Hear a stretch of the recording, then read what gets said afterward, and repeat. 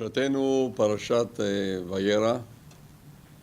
אנחנו מדברים על אברהם אבינו שהיה אבי האומה, והוא ייסד בראש התשתית את החסד כבניין האב שעליו עומד העולם. עולם חסד ייבנה. כמו שכתוב, תיתן אמת ליעקב, חסד לאברהם. היסוד של מידתו של אברהם אבינו הייתה מידת החסד. וצריך להבין מה זה בעצם מידת החסד בעומק של הדברים. החסד הראשון שהתורה מספרת עליו בפרשתנו, זה היה הכנסת אורחים של אברהם אבינו. והוא יושב פתח האוהל כחום היום, אומרים חז"ל, הוציא הקדוש ברוך הוא חמה מן ארתיקה כדי שלא להטריחו באורחים. ולפי שראו ומצטער שלא היו אורחים באים, הביא עליו המלאכים בדמות אנשים.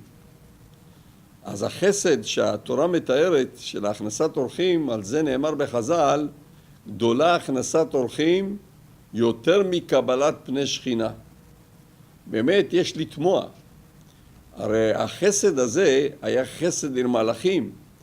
מלאכים שבעצם לא אוכלים ולא שותים, אלא היה הכל חסד מדומה. מדוע התורה לא כותבת חסד אמיתי שאברהם עשה, כמו שיש מעשה חסד גדולים שאברהם עשה במהלך הפרשיות.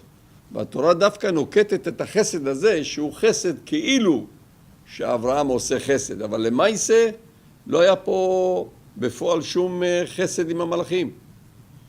אז בעצם צריך להבין מה זה חסד. הגמרא בסוכה כותבת בשלושה דברים גדולה גמילות חסדים מן הצדקה. צדקה בממונו, גמילות חסדים בין בגופו בין בממונו. צדקה לעניים, גמילות חסדים בין לעניים ובין לעשירים. צדקה לחיים, גמילות חסדים בין לחיים ובין למתים.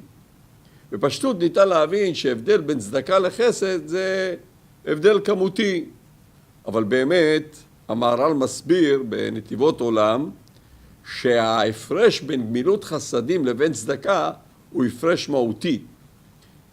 גמילות חסדים זה בא מצד הנותן. אדם רוצה לעשות חסד, בין אם יש מקבל בין אם אין מקבל, הוא מחפש את החסד. צדקה זה מצד המקבל. אם יש אני לפניי אז אני נותן צדקה, אבל אם אין אני אין למי לתת, אז אדם לא נותן צדקה. ולכן זה ההבדל בין צדקה ובין חסד. שגמילות חסדים זה בעצם בין בגופו בין בממונו. זה בין לעניים ובין לעשירים, ובין לחיים ובין למתים. כי היסוד של גמילות חסדים זה לא מצד המקבל, אלא מצד הנותן. לפי זה אנחנו יכולים להבין בעצם את העניין של גמילות החסדים הראשונה בהיסטוריה של אברהם אבינו. באמת התורה נותנת את הסיפור של הכנסת אורחים של המלאכים, כי באמת אין פה מקבלים, אין פה בעצם למי לתת, כי מלאכים כאילו אוכלים, כאילו שותים, אבל באמת זה הדוגמה של חסד, זה בא מצד הנותן, מצד אברהם אבינו. אברהם יוצא החוצה, מחפש אורחים, וכיוון שהוא רוצה לתת, אז הקדוש ברוך הוא זימן לו מלאכים, כדי שיוכל לפעול בחסד הזה מצד הנותן, לא מצד המקבלים. לפי זה נבין את הגמרא התמוהה בבבא מציעא, שהגמרא מספרת שאותו היום, יום שלישי למילתו היה, והוציא הקדוש ברוך הוא חמה מן ארתיקה כדי שלא יטרח אותו צדיק באורחים. שדרה אליעזר למפק לברה, ולא אשכח. הוא שלח את אליעזר לחפש אורחים בחוץ, והוא לא מצא. אמר לו מאמנין עליך, היינו דאמרי תמן לתאמנותא בעבדי. אני לא מאמין לך. זה מה שאומרים, אין אמונה בעבדים. דבר תמוה ביותר.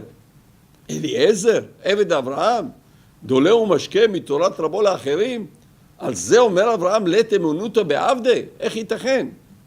התשובה היא, כתוב צדקה תרומם גוי וחסד לאומים חטאת.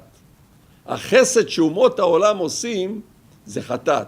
למה זה חטאת?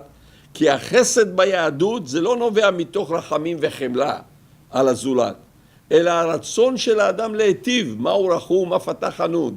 מה הוא גומל חסדים? אף אתה גומל חסדים. להידבק במידותיו של הקדוש ברוך הוא. אז גם כשאין מישהו בחוץ, אדם מחפש כדי לעשות את החסד. אבל חסד לאומים חטאת. הלאומים, הגויים, שעושים חסד, זה חסד של אינטרסים. אם יש למי לתת, אם יש מקבל. אבל אם אין אף אחד בחוץ, אז לא שייך לעשות חסד. וזה מה שאומר אברהם אבינו, לת אמנותא בעבדי, אתה עבד. אתה עבד, אתה לא מבין מה זה החסד ביהדות. ולכן, אף על פי שאליעזר היה דולה ומשקה, אבל הוא לא הבין את המשמעות של חסד. לכן אומרים חז"ל, יותר ממה שבעל הבית עושה עם העני, העני עושה עם בעל הבית. כי העני הוא החתימצה לאדם לעשות חסד. לא שאתה גומל חסד עם העני, אלא ההפך. העני גומל איתך אפשרות לעשות את החסד. זכינו הקדוש ברוך הוא להידבק במידתו של אברהם אבינו, ולהידבק במידת החסד, ונזכה מתוך כך לגאולה שלמה, אמן ואמן.